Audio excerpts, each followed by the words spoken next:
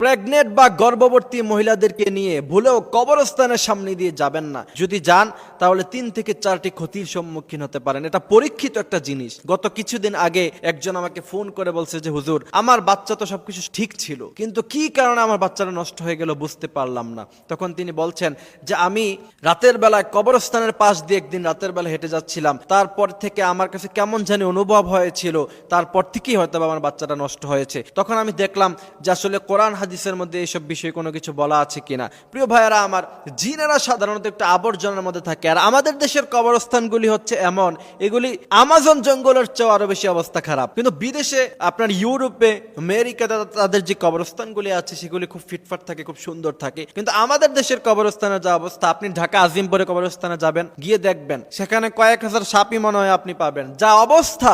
এই জন্য প্রিয় ভাইয়েরা আমার, আমাদের কবরস্থানগুলিকে আমরা পরিষ্কার করে রাখবো। যে সমস্ত জিনেরা খারাপ, তারা খারাপ জায়গায় থাকে, অর্থাৎ যেখানে আবর্জনা থাকে সেই সমস্ত জায়গাগুলির মধ্যে থাকে। আর আমাদের বাংলাদেশে যত কবরস্থান আছে সেখানে সবচেয়ে বেশি বাঁশঝাড়, ঠিক কিনা? অথচ বিভিন্ন কিতাবের মধ্যে এসেছে যে বাঁশঝাড় গুলিতে জিনেরা আস্তানা ঘটায়। এই জন্য কবরস্থানে বাঁশঝাড় রাখবেন না। অনুরোধ আপনাদের কাছে, আপনি তো দুনিয়া থেকে চলে যাবেন, কবরস্থানগুলি পরিষ্কার করে রাখেন। এই জন্য প্রিয় ভাইয়েরা আমার, প্রেগনেন্ট যে সমস্ত মহিলারা আছে তারা কবরস্থানের সামনে দিয়ে যদি যায় তাহলে তাদের 2টি ক্ষতি হতে পারে। প্রথম নাম্বার ক্ষতি হচ্ছে এই জিন শয়তান, খবিশ শয়তান, এদের আসলে সাইকোলজিক্যাল প্রবলেম থাকে, অর্থাৎ এরা একটু হিংস্র টাইপের হয়। জিন শয়তান খন্নাস যারা আছে এরা একটু হিংস্র টাইপের হয়। তো এরা যখন কোনো গর্ভবতী মহিলাকে দেখে তখন আসলে তারা চায় না যে একজন মানুষ সে পৃথিবীর মধ্যে আসুক। তখন সেক্ষেত্রে সেই জায়গাতেই বাচ্চা এবং বাচ্চার মা উভয়কেই তারা মেরে ফেলতে পারে, এটা সম্ভাবনা আছে। এই কারণে প্রেগনেন্ট যে সমস্ত মহিলারা আছে তারা খেয়াল রাখতে হবে, রাতের বেলা এরা বাহির হবে না। আর অনেকগুলো আমল আছে। আপনার বাচ্চা যখন আপনার গর্ভে আসবে তখন আপনি কোরআন তেলাওয়াত করবেন, 5 ওয়াক্ত নামাজ ভুলেও ছাড়বেন না।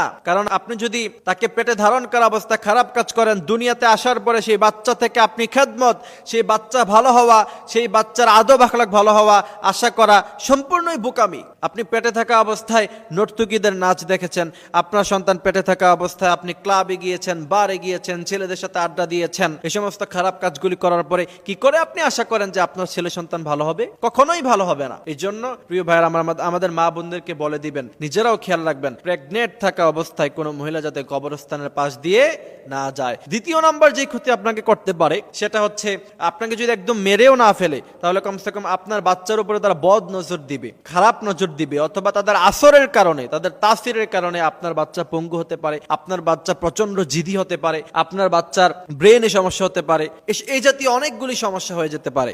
এজন্য এই বিষয়গুলি আমরা খেয়াল রাখবো। বিশেষ করে মহিলাদেরকে উদ্দেশ্য করে আমি বলবো, আপনারা পেটে বাচ্চা আসার পর থেকে জীবনে যা করেছেন সব বাদ, এই সময়টুকুন আপনারা একটু আল্লাহর ওয়াস্তে নামাজগুলি পড়বেন, কোরআন তেলাওয়াত করবেন, ইসলামটা সম্পূর্ণভাবে মানবেন। দেখবেন আপনাকে আল্লাহ সুবহানাহু ওয়া তাআলা চক্ষু শীতলকারী